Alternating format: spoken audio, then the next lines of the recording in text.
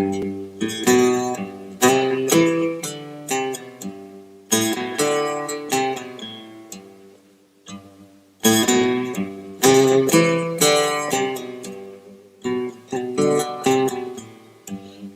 pirates, yes, they rob I.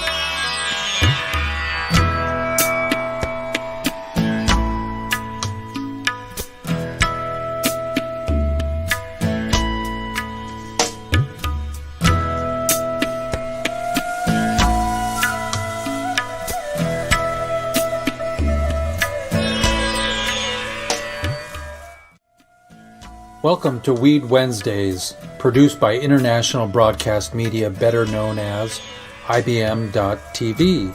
I'm your host, Jeff Eichen, human rights advocate and social activist fighting for government deregulation of weed and the release of all nonviolent criminals incarcerated for possession of marijuana, moving violations, parking tickets, IRS debt, etc.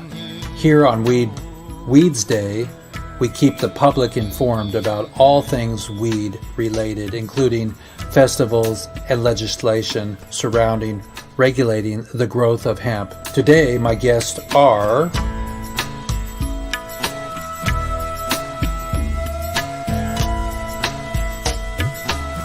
There's something happening here.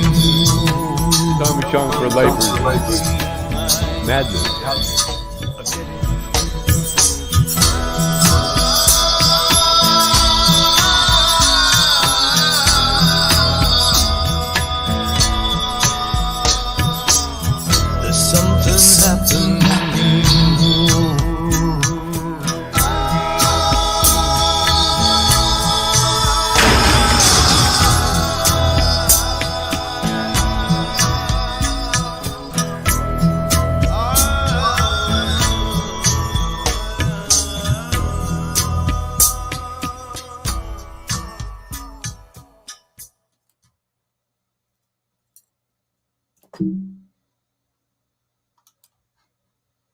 Okay, good morning, everybody. Good afternoon, good evening, and here we are. Can everybody hear me? Can everybody hear me? Let's see here. Join audio. Already joined by phone, join with computer audio. Don't want to have to just... Right. Okay, everybody. Can you hear me? Can everybody hear me? Yes. Okay, welcome everybody. Jeff, welcome. Welcome everybody to WEEDsday. And remember, 321 is 32 F Schedule 1. And today we give a shout out. Today's word of the day is it's Freedom Birthday. So on all birthdays, we don't want anybody to spend another birthday in prison. And we have the mom of Lance Gloor here today. And Tracie, tell us whose birthday it is today. Well, it's Lance's birthday, and it's my birthday. Wait. Was Lance born on your birthday? He was. What? Oh, my. What the What you heck? call a family affair. That's right. That's fantastic. Well, we're really excited to have everybody in today. I have one more bit of beginning stuff to do before we get into the juice of stuff, and let's give a round of applause for Stephanie for having her hip replaced and getting better. Bravo. Yay! So we're really proud of you, Stephanie. So I'm going to show one thing that's going to rip your heart out, and this is a dedication to what to expect and how to give thanks for who we are and what we're doing. I have a girlfriend who moved to India, little Jewish gal that I love, and she called me up last week and told me that her lungs were tired and that she has gotten COVID. So just think about how we're doing and how we have the rest of our life to do what we need to do. And here at WEEDsday, everybody, we are committed to getting every last prisoner out. You can see all the stuff around me right now for my IBM.TV fundraiser we're doing this weekend, which is a telethon for 11 hours, 12 hours on Saturday for the fire victims in California, Oregon, and Washington. 3 of my friends lost their $1 million homes, their instruments, all of their sound equipment. And so we're doing a drive for sound equipment and for money to help them rebuild their homes. So take a breather here for a few minutes and watch this. This is my favorite thing on earth here. You're just going to be blown away. This will help you to understand who we are and that nobody should be in jail for a plant. Okay, here we go. Oh my gosh. And number one, of course, we can't forget Cody Lee. How you feeling, Cody? I'm feeling so good. Yeah. I'm excited. Happy nervous. Happy nervous. I mean, he is the most remarkable person. And his mum is the most amazing person. Hello. Welcome to America's Got Talent. What's your name? I'm Cody. Hi, Cody. I saw that mother holding on to him and he had the cane and she explained he was blind and he's got autism. We found out that he loved music really early on and he started singing. And that's when I realized, oh my gosh, he's an entertainer. So through music and performing, he was able to withstand living in this world. It actually has saved his life. Wow. Oh, that's awesome. Well, we'd love to hear you. I'm so nervous. You know, they sat him down at the piano and his mother gives him that, little pep talk. Yeah. It's probably the most worried I've been waiting for the first note to be hit. I was just thinking, please be good, please be good.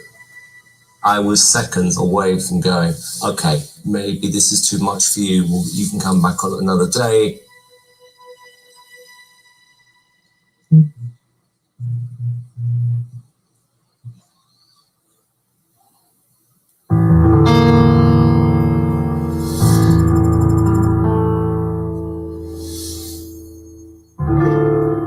I've been to so many places in my life and time. That moment when he opens his mouth the first time. I've sung a lot of songs and I made some bad runs. I've acted out my life on stages, 10,000 people watching, yeah. We're alone now, and I'm singing a song to you. I love you in a place where there's no space or time. I love you from my life. You're a friend of mine. But when my life is over, remember we're together. We're alone now, and I'm singing a song to you.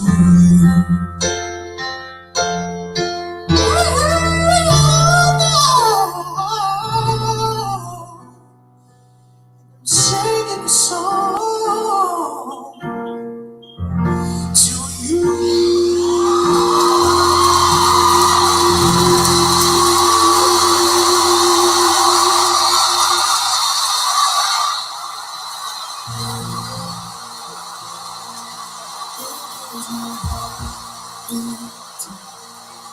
It was a beautiful story, and especially for him, to have that moment, for his family to have that moment, for everyone at home watching that moment. It was very special.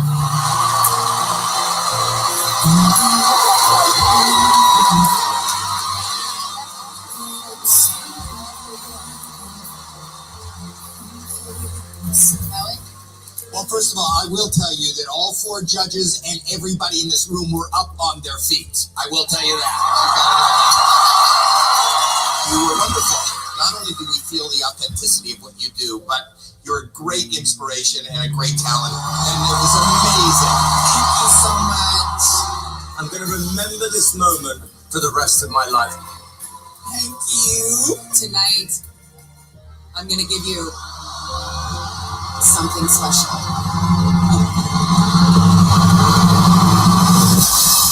On every mountain, instead of reaction, just to be with you.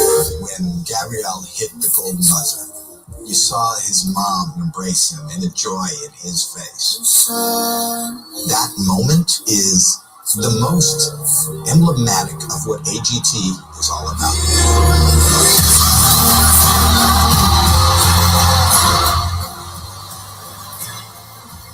It's 10 years, 20, 50, 100 years time. That audition will have the same impact.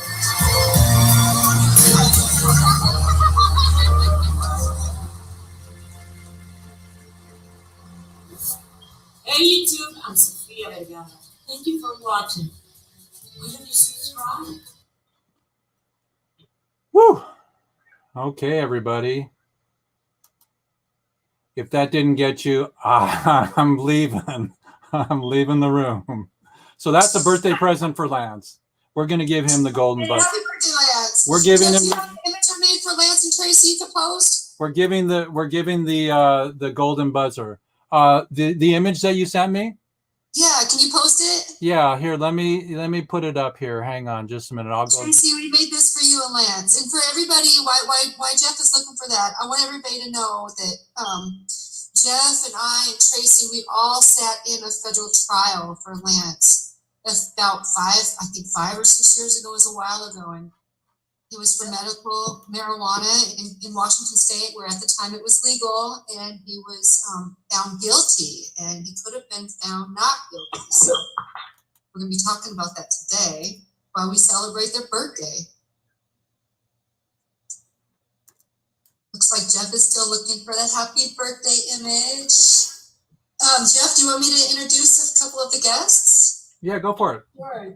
Okay, you guys. Today we've got, first of all, we'll start with Stephanie Landa, my partner in crime here. She is the president of Freedom Grow.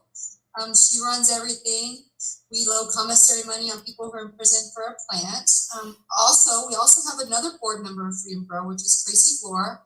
That's Lance Flor's mother. And then we have the executive director of FIJA. That's the Fully Informed Jury Association, Kristin Tynan, and she's going to give us some information about, hi Kirsten, about your jury rights and what can happen if you're called to jury duty. And we're going to talk about that today, and because the subject today is jury nullification. Then Stephanie, you have a friend. Oh, there it is. Happy birthday, Lance Gloor and Tracie. Nice. Oh. Thank you, Jeff. So technology does work sometimes. We're really blessed to have everybody. I'd like to introduce our co-host today. Besides everybody, you ladies are always our co-hosts, and welcome anytime. Stephanie, take it away. Tell us how you're feeling, and then what inspired you for today's show. I'm feeling great, and I got inspired during nullification way back in the 60s when Angela Davis was going to court in Marin County, and we realized we have the power, total power, but people just are not informed enough about it. So I would like to have, signs in everybody's yard explaining what it is. And Kristin is just so informed. Anyway, I can't talk very much, so I'm going to give up my co-hosting to Kristin. Before you do that, Stephanie, do you want to introduce your friend on the phone? And Kevin, Randy Lemier's co-defendant, was tortured by our government for 30 plus years. And he is our friend Jean's friend. Yes, it's all really exciting that it all comes full circle like that. And that we all know each other and we all help each other. And it gives me like total inspiration to do what we do. Awesome. Sweet. Well, thanks, Stephanie. I think first, if it's okay with Jeff. Yes. Let's just talk about, let's just ask Kirsten, what is a trial and what is a juror's place on the trial? And then let's get to Kevin and find out about his trial, and then let's get to Tracie and find out about her son Lance's trial, and let's get back to Kirsten's for some final thoughts regarding those trials. We have plenty of time, by the way, everybody, and welcome, Kirsten. Introduce yourself and tell us what your mission is and how you're feeling, and give us some hope. My name is Kristin Tynan, and I am the Executive Director of the Fully Informed Jury Association. Our mission, in short, is to ensure that everyone has access to fully informed jurors who know about their right and legal authority to exercise jury nullification when they need them. In short, what is jury nullification? Well, when you are brought into a courtroom and seated on a jury, you will most likely be told by the judge that if you believe that the law has been proven to have been broken beyond reasonable doubt, that you will or should or must convict. In fact, you need not convict even if you believe the law has been proven to have been broken beyond reasonable doubt. If you have reason to think that convicting someone would be unjust, even if they broke the law, you have the full legal right and authority as a juror to find them not guilty. So our mission is to ensure that everyone knows that, and that when people need jurors who know that, they have access to them. Can I add to that, Kirsten? There's a lot of people in prison right now that are, even some of them are even serving life. In fact, that could have been saved by one juror's not guilty vote. It is appalling how unaware people are when they are seated on a jury. And we have so many calls from people every year who feel like they were misled into convicting someone. They felt like they had no option but to convict, even though it was against their conscience and better judgment. And so it is my goal to ensure that we get at least one fully informed juror on every jury. That, of course, is not in the government's interest in maintaining its own power and control. So it is quite the project to try and push back. Government really has a lot of power, but when we fully inform ourselves of our rights, we have a lot of power too. So it's important for all of us to know our rights. And since the only person who is guaranteed never to be on our own jury is us, it is also crucial that we inform others. So I encourage everyone listening to this to dedicate themselves to, before the end of the year, creating at least one fully informed jury by educating 12 other people and making sure that they are fully aware of their rights too. We're doing that. We're doing that, Kirsten. Stephanie, after the last show you were on of ours, she said, let's do it. Let's make sure everybody tells 12 people right now about their jury rights. So I was like, yes, let's do it. Let's have another radio show about it. Yeah, I don't know if I can high five the phone, but that's for you guys. So you guys, I want to take this a little step further. So we've talked about how jury nullification can affect one person going to trial, but we have a whole bunch of people serving life. How could Kirsten? How could jury nullification break down the laws on a bigger level?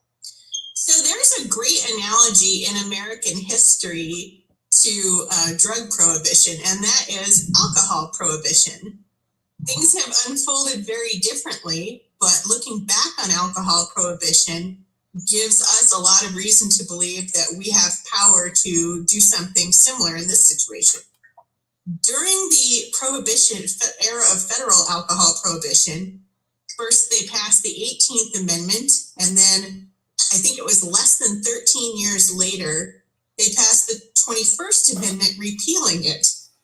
Why did that fall apart so quickly? Well, when we look back at specific cases of juries, we see elevated numbers of acquittals and hung juries in that era. And I've also dug into these specific cases, doing research on specific cases in that era, and how jurors behaved was very telling of what they thought of the law.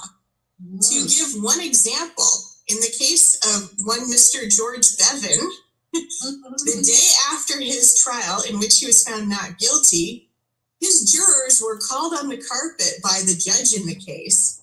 One of them was unable to attend, and we'll get to that later. Those who were able to attend got a stern lecture from the judge over what transpired. And what had happened?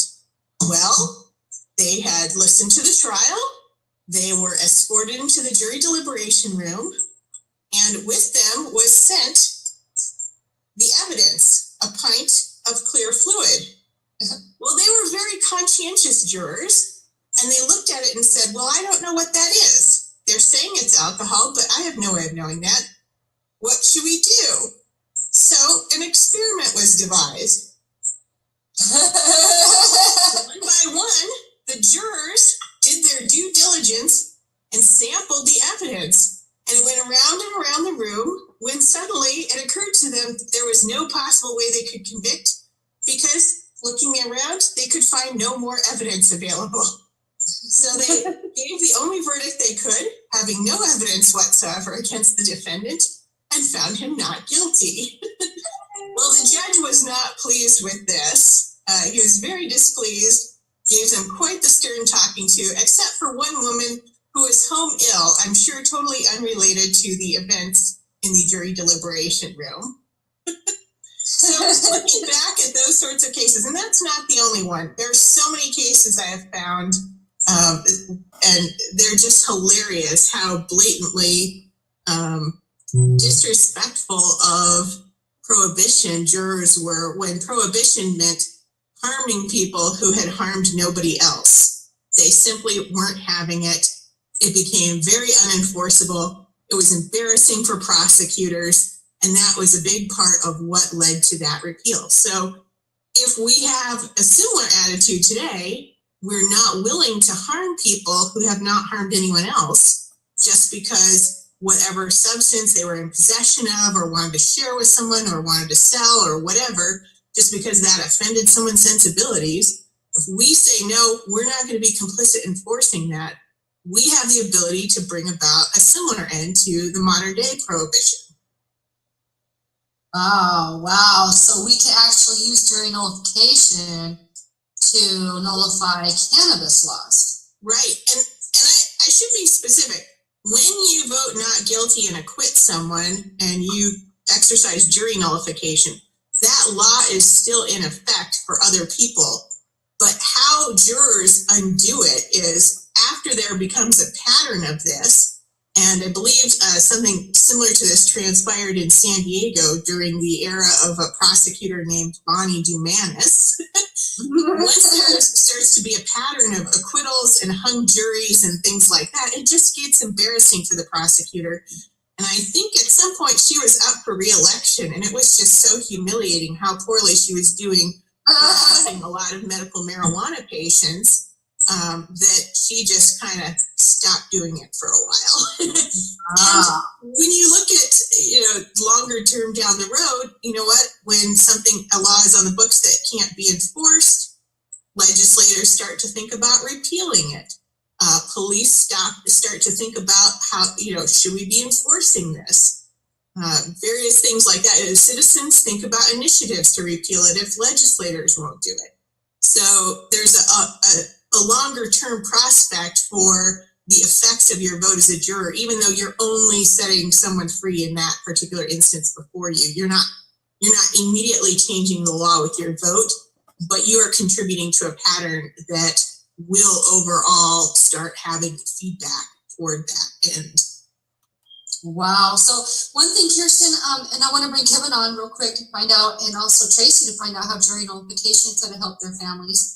But one thing I think is very, very amazing is that, like, we're all voters and we vote in laws that we call bad, and our voting power doesn't stop with your power to vote.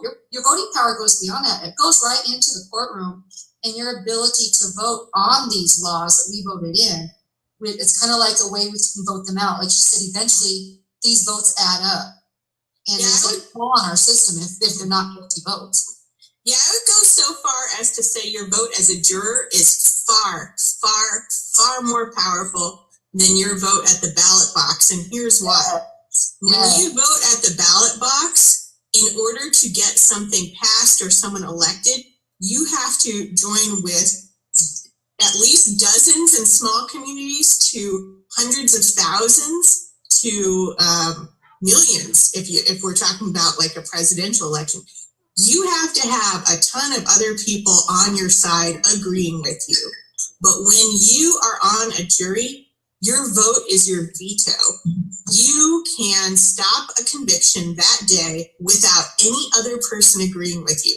It only takes one single not guilty vote from one single juror to prevent someone from going to jail that day. Now, if everyone on the jury votes not guilty, they're acquitted and the case is over for them.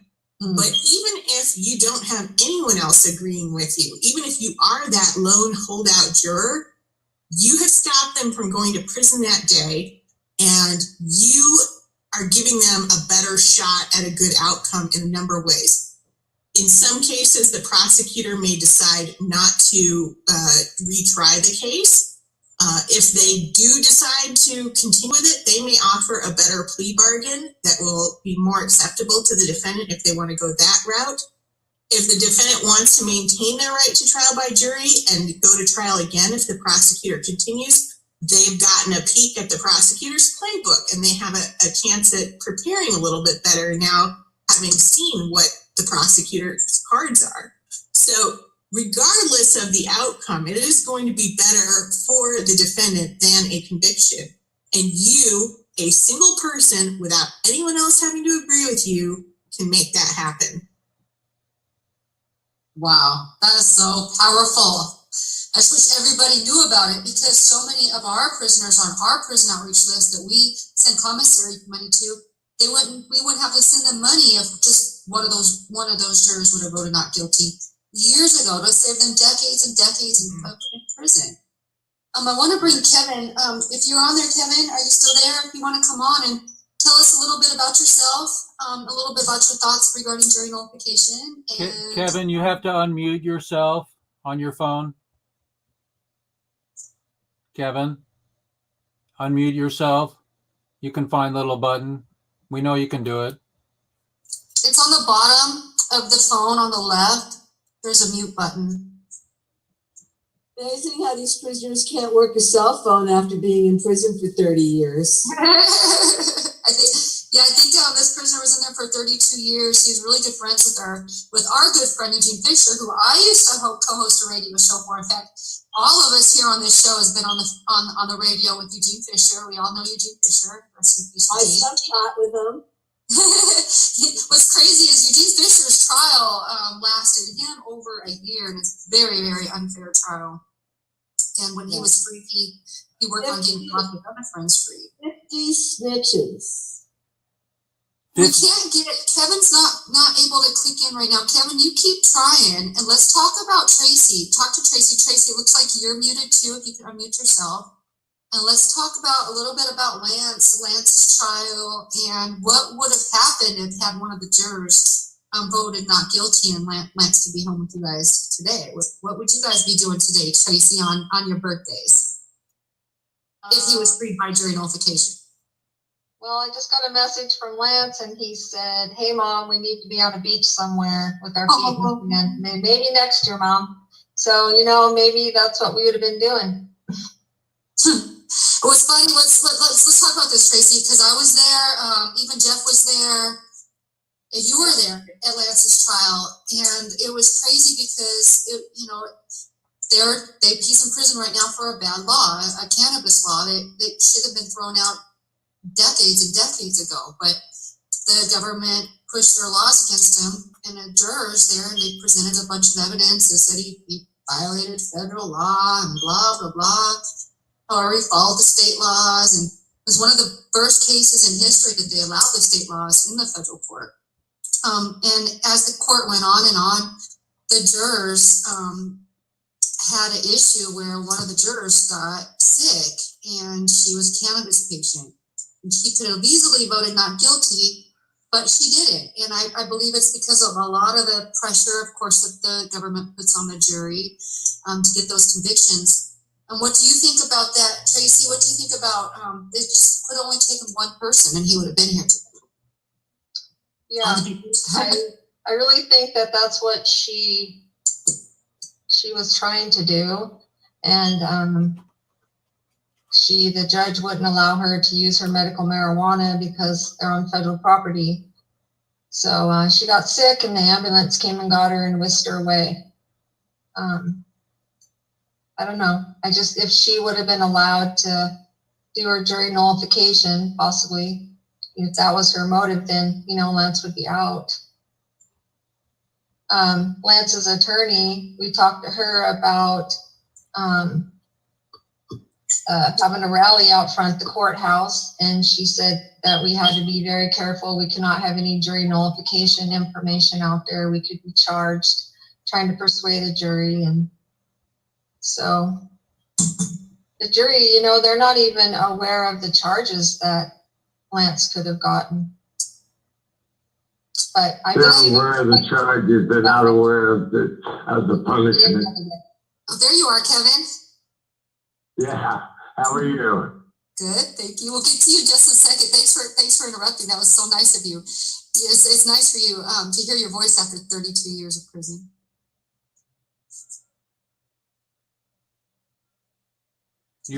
You with us, Kevin? Yeah, I'm here. I'm sorry.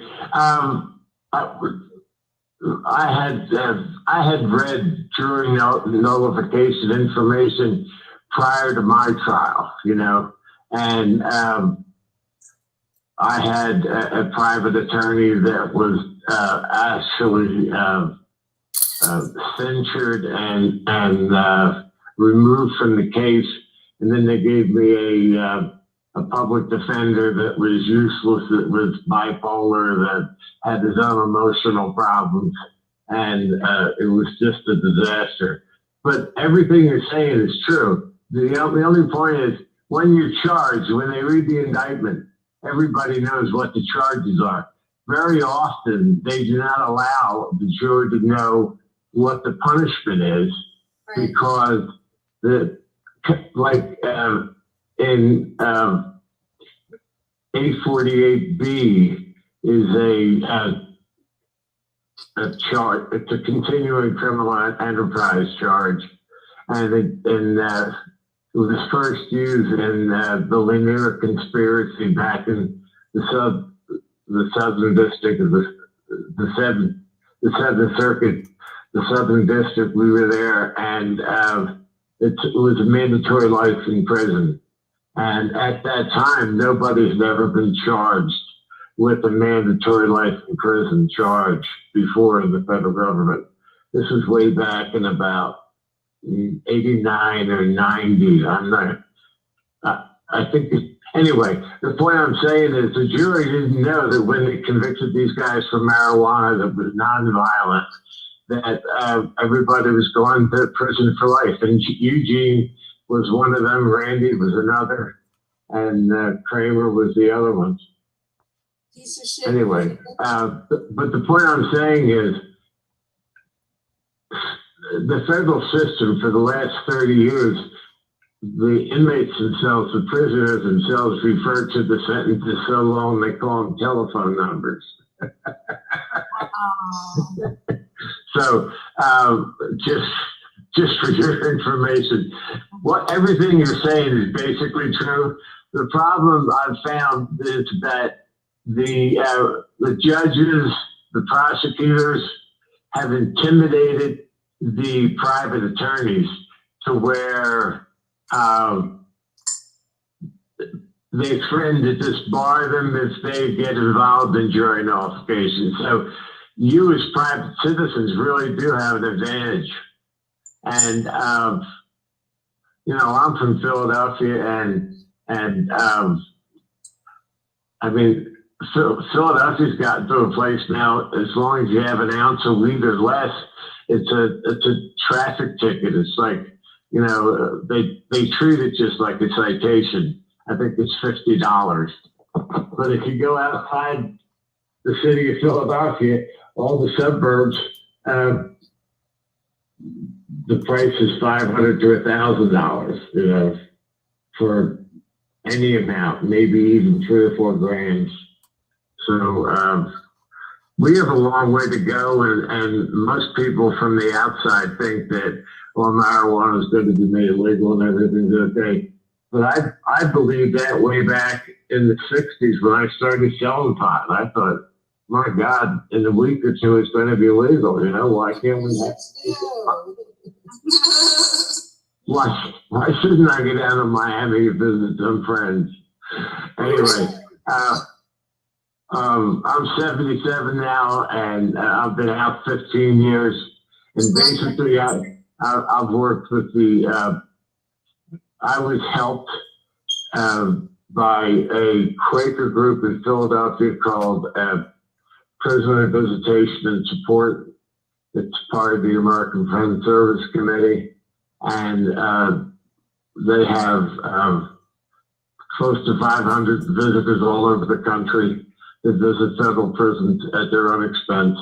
Wow. And it's really a great organization. When I first went in, they only had like 46 visitors.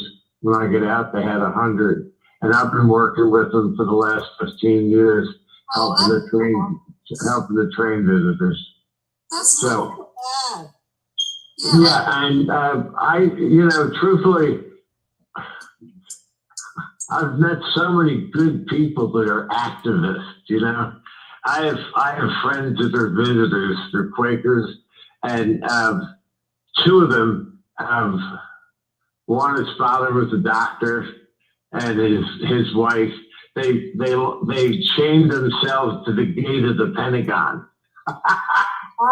And they were so mad at him 30 years ago, they put him in federal prison for like 2-3 months just to give him they never indicted him or anything. They just took him away. And they put him in a federal prison in Alderson, West Virginia. Wow. So, yeah, it's been going on forever. And the fact that the crazy part of it is marijuana is a Schedule I drug which is the same as heroin. It's just unconscionable to put the two substances side by side. One really is probably the most holistic medicine in the world, and the other is just you know, a form of opiate that kills people. Right. Yeah, it's really sad.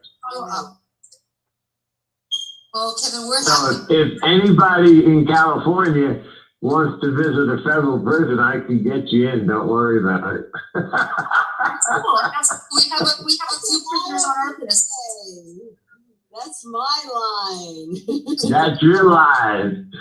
Well, Yeah, I have people, they love it. actually one of the best days of my life was when I finally got off my parole paper, and I actually got approved to visit the federal prison here in Philadelphia. They have a detention center downtown, and we visit each month. And And it's so sad because the people we have incarcerated are the wrong people. Well, I mean, there are people in this country that need to be in prison. Well, Kevin, this is Jeff Eichen, your host here. Thank you to IBM TV, everybody for showing up, and Kevin for you explaining all of the issues that you're doing. I'm totally believe in everything that you're saying. It's really it's a shame. A few episodes ago, we have a word every Wednesday, and our word actually since January is hypocrisy. Since January? Yeah, well, I said on the 1st of January, I'm going to dedicate the whole year to hypocrisy. I mean, it's hypocrisy. Yeah. Beautiful. Yeah. Beautiful. Yeah. You know, hypocrisy and gratitude, the two extremes. Right. Well, the opposite of war is love, and nobody should be in jail, like you say, for a Schedule I plan. And descheduling is not the answer. Re-legalizing it is the answer. So we need legislation to help to re-legalize it, just like alcohol. I mean, nobody beat their wife up on pot, but alcohol's legal. I mean, it's just amazing hypocrisy that alcohol, you can get a martini and drive. You know, people don't. They go to bars all the time. Yeah. It's insane. I agree, Jeff. Yeah. But I agree. The whole year, and actually the rest of my life, because I made a vow when I left prison, you know, that I wanted to work for restorative justice programming in prison, because the spirit lives in each one of us, and there are times in our lives where we ignore it, or for different reasons, we're somebody we shouldn't be. But upon reflection, most of us, I have found, and I spent all my time in penitentiaries, level 5 and 6. Even there, I found that the spirit does survive, and the only way to be at peace. And so, I want to thank you guys for what you're doing. I totally agree with it. In any way that I could be of assistance to you, I'd love to help. Well, thank you. Be sure that I get your emails, everybody. Kirsten, everybody. I think I have most everybody's email except for the newbies. And I bless you for finding spirit in jail. You know, that's what Tommy Chong told me when I interviewed Tommy. He said that the only thing that got him by was spirit. And Jeff Mazansky was a woodworker, and he taught everybody how to make furniture. And so there are ways. And then when I was in Standing Rock, I found out that that they have that it's a federal law to allow you to have Native American sweat lodges in prison because it's your religious belief. And I didn't know that either. So there's a little bit of civility there, but most of it's a bunch of baloney. And on Lance and Tracie's birthday, we want to say, woohoo! Happy birthday. Happy birthday. You know, happy birthday. Everybody unmute yourself and sing happy birthday. Ready? 1, 2, 3. Happy birthday, to you. Happy birthday to you. Happy birthday, dear Lance and Tracie. Oh yeah, happy freaking birthday. We're going to bring Lance home to you. Yay! Yay! I wish we could get Cody Lee to sing happy birthday. Was that amazing video? That was amazing. He would do a better job than us. Oh, yeah. I'll be sure to see it when it's posted. Oh, yeah. Okay. Well, everybody, we're on IBM.TV. We're WEEDsday. We're all the way going to Africa pretty soon, and to we're in Portugal and Uruguay, where weed is sacred and legal. Portugal decriminalized all their drugs about 4 years ago. I was at the Oregon Country Fair where Jack Hare once was standing on stage, and he said, why should anybody be in prison for something I just did 5 minutes ago? You know? And that's Jack Harrer. So we love you, Jack Harrer, like terror. And if I ever pronounce your name wrong, don't come get me. Just keep reminding me. It's Jack Harrer, like terror. He's our grandpa for the whole movement. So, Tracie, what did Lance say again today? What was he sharing with you? He just wished me happy birthday and said next time he hopes we're on the beach somewhere with our feet in the sand. And what's the update? What's the update? How are we doing to getting some new golden doors to open? Well, we're still working on that compassionate release. Weldon Angelos is overseeing it, and Chad Marks has written some stuff for him. And so right now, Weldon is working with the new federal public defender, and hopefully it gets in soon. Well, my dream is that that everybody, new regime, old regime, just figures it out that it's about the families. My next movie is going to be interviewing all the families, and so I'm raising the energy and the funds and getting through COVID so we can travel again. Or we'll do a movie right here on Zoom and we'll put it all together. But when you put things together in one place, when we have a day like today to be able to talk about things, we show how articulate we are. We show how emotional we are. We show how smart we are. We show how nobody should be in jail for 30 some odd years. George Monterano, I asked him, what was it like to be in a boxcar, which is illegal? And he said it was a room without windows. He was in for 5 years. And that was amazing that that he was in lockdown for 5 years. And I asked George, who was in jail for 33 years. I asked George, how much daylight did you get a day? He said, try 3 hours a week. And he could have been saved by jury nullification. Everybody. Not guilty. He would not have to go to prison for all that time. Right. Well, we should have jury nullification billboards and know your rights. That's what I want. Billboards. I love that. Billboards. It can happen. It happens. When I lived one of those flashy ones. But Jeff, I got a good answer for that question you posed to your friend. Randy, myself, and 9 other men were incarcerated underground in Marion, Illinois for 27 months without having any daylight, no outside air, and no visits prior to trial, trying to break us to cooperate against each other. And the charge was only marijuana, but it was a lot of pot. Anyway. There's a lot of pot that they never got a seed. Never found a seed. Wow. It's so heinous.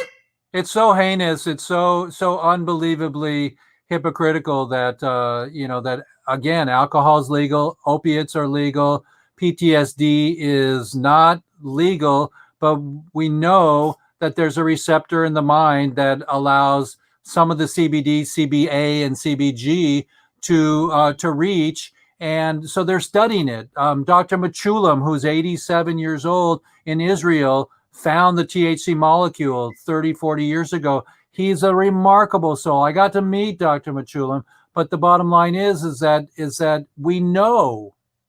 And so it's just got to be done. We can do it all in one swoop. It's not a Jeff Sessions thing. It's not a Donald thing. It's not anything except for just reversing it and say, we're sorry. I mean, I would like restitution for everybody that comes home. And if I could raise $30,000 for each of you, you'd be on the list, man. And me.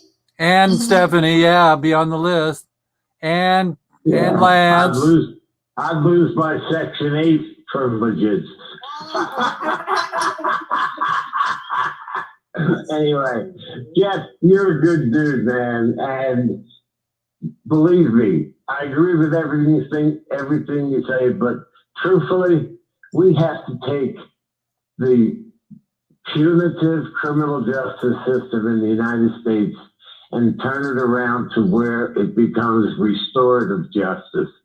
Because we got anybody that winds up going to jail needs help to get themselves reoriented so they can come out and live a productive life. Re-entry is important. Re-entry is important. Yeah, I was lucky. I was in my late 50s when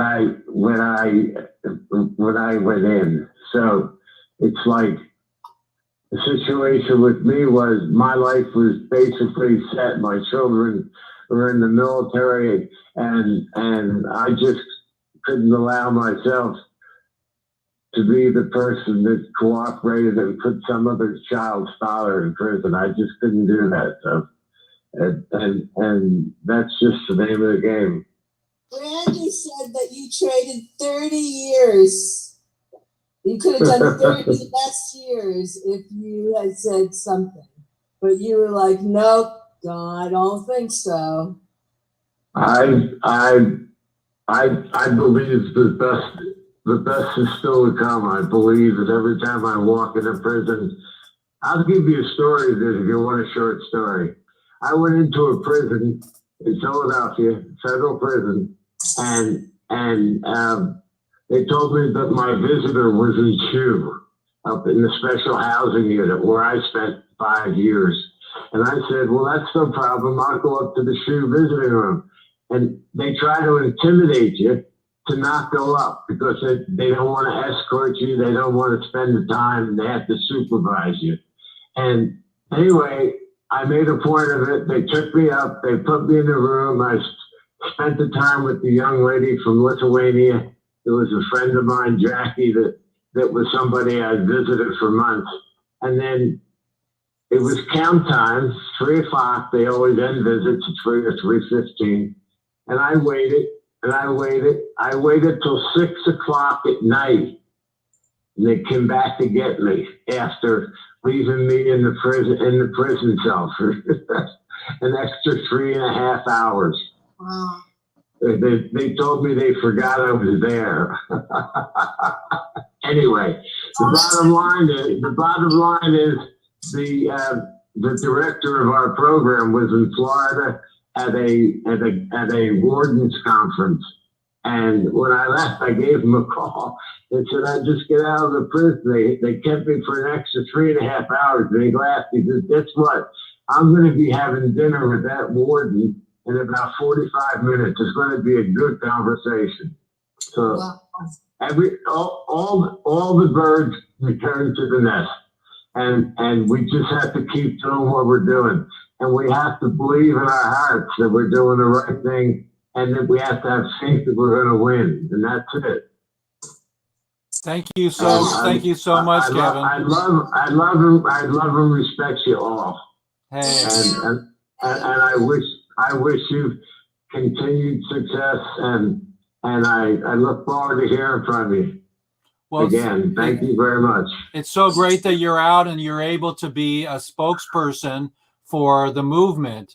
We're really, we're blessed to have you tell your story, because you were freaking in jail for over 30 years. Yeah. And it's so amazing to hear your voice. One of your people that you helped, Kenny Kavinsky, he was yeah, you guys. Yeah. And he was released. He and I were friends in prison, and we worked together on the same program. And Kenny was released on my birthday, May 13th. Oh. Yay! And Kenny and I graduated from Life Connections program, and we got about 100 guys and a couple of the retired BOP employees that we communicate together all over the country. I called Kenny, and I wasn't able to reach him before the podcast, but I'll talk to him tonight. And I'm sure he'll be happy to talk to you next time you guys have a meeting. So please let me know. And is it every Wednesday? It is, yes. All right. Well,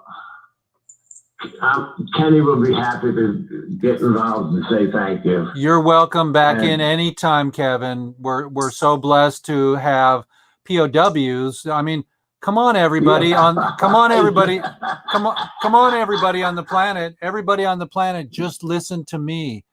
Why are our soft, gentle marijuana guys, and marijuana makes you laugh. It gives you the munchies and it leads to just relaxation. So what the hell, and it helps you with pain. What the hell is anybody in jail for a plan? And why don't we clean it up and get rid of this whole freaking idea? The mentality that surrounds it is worse than, it's like the Jim Crow. How many people of color are in over the white people? And exactly. so it's what it is really is, it's a discrimination against pot. People that want to, and pot makes paper, fiber, fuel, medicine, and food. You can run your car on it. You can make plastic. You can make homes. I have a hempcrete ball here. This is, Let's let Kristin have a few last words. Okay, so everybody, here we go. We're gonna go around the circle. Tracie, any last words on your birthday and hope to the future? Yeah, I just thank you guys for wishing Lance and I a happy birthday. And somebody said today is really emotional, and it is. And every day is really emotional. It's really hard putting up the front that you're okay when you're not. And if it wasn't for you guys, you know what? I couldn't make it. I really appreciate all you do for me and all you do for Lance. I love you guys.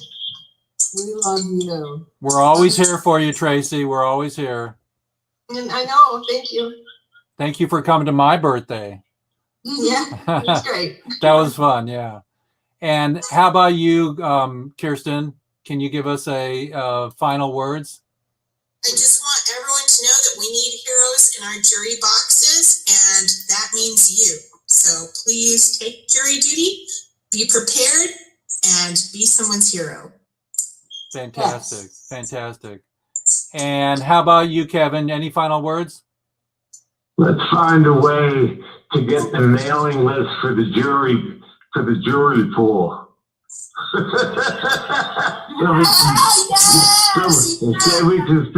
so we can fill everybody's brain with ideas before they go to the jury.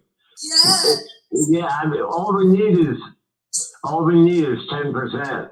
10% will hang every jury in the country. Kirsten, can we do that? Can we get the list? Yeah, I actually have someone once tell us anonymously that they worked in the place that sent out the jury summonses, and they were sending our brochures in there. That's great. It was awesome. Yeah. That was the best idea I've ever heard in my life. Kirsten, any final words, Kirsten? Oh, I got my turn already. Kristin. I used my good material. Kristin, any final words, Kristin? Yeah, you guys, I just want to say thanks for everybody listening to everything we always have to say about jury nullification. It's very, very important. Very, very important to change our laws in the future. Everybody knows their jury rights. We've done many shows with Kirsten, and with jury nullification, I think it dates back to the 1800s. I think we went back to the 1500s at one point. She told us about, and like right now, the United States of America hides it. They don't want you to know about it. And that's why they have mass incarceration. That is why there are so many people right now in prison working for less than 12 cents an hour. It's because we have a private prison system and they make money off of people, off of these bad laws. And if we knew about how we could end mass incarceration, the war would be over. So let's, Christopher, quiet, I'm on the phone. I'm on the radio. So all know your jury rights, know you have the power to say not guilty if you're ever called jury nullification. And if anybody has any questions, you can visit the FIJA website. It's FIJA.org, and you can be fully informed. You will get all the knowledge you need to know about jury nullification. Right. Fantastic. Nice to have you today. And how about you? Nice to see you. Hey, fantastic. God bless. And how about you, Stephanie? Final words? Yes. We have a lot of information on our website, freedomgrowforever.org. And we have jury nullification on it. And we have petitions that you could sign or get a pen pal or give $1, let some hot prisoner call home, talk to his kids. Heartstring. Emoji. Yeah, really. Thank you for this program, Jeff. And next week, stay tuned because we're going to have prison firefighters on. Yay! Woo! Well, everybody. The state of California just made it legal for prison firefighters when they get out to be firefighters. Wow. Well, everybody tune in, and you're welcome to come to my fundraiser that I'm doing this week. It's a 12-hour Saturday concert that we're going to do from sun up to sundown to raise money for the victims and of the firefighters. It's our tribe. We have 3 recipients for the money and for the instruments. We're having an instrument fund drive. It's called Dupes. And so you're sending your second guitar, your second microphone, because they lost their studios, their $1 million studios, their tablas, their Martin guitars, everything got burned down. So we're really blessed to be doing that this weekend. So go on to my Facebook and find me, step on in, get a, come on our Zoom chat all day long. And thank you so much for explaining, Kristin, more about jury nullification. Thank you, Kevin. Thank you for having me. And Kristin, thank you. And everybody, Kevin, thank you for enduring so much and coming out. Isn't there a Steve Martin movie where he was, or a Jim Carrey movie? They were in the past, or they were frozen for 30 years, It must be strange, but we're glad you're home and keep being part of the light, Kevin. And Tracie. Well, I thank Stephanie for turning me on to you guys, and I'm sure we'll do good things together. Oh, without a doubt. We'll film you more and do things together. And Tracie, happy birthday. Yay. Yay. Happy birthday, Lance. Happy birthday, Tracie. Yeah, we're so excited for you all. And that should do it. Unless anybody has one last word, I think we're good. Remember 3, 2, 1. Everybody hold up a 3, and I'll do a screen capture for weed. Everybody ready? 1, 2, 3. 2, 3. Okay, got it. Okay. So Nugent, run us out, and everybody, I'll see you Saturday maybe. Otherwise, thank you so much. And Stephanie, you look great. Oh, thanks. Okay, thank you, Tracie. Happy birthday. Yeah. See you online, everybody. Nugent, you can run us out.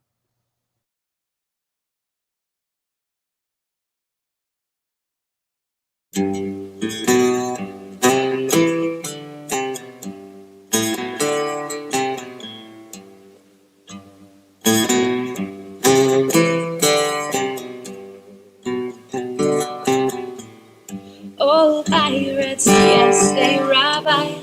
And legislation surrounding regulating the growth of hemp. Today, my guests are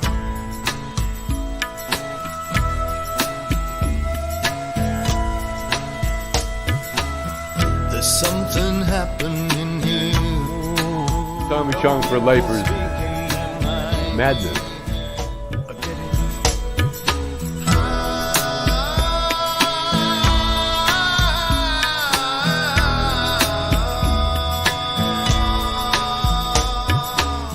There's something happening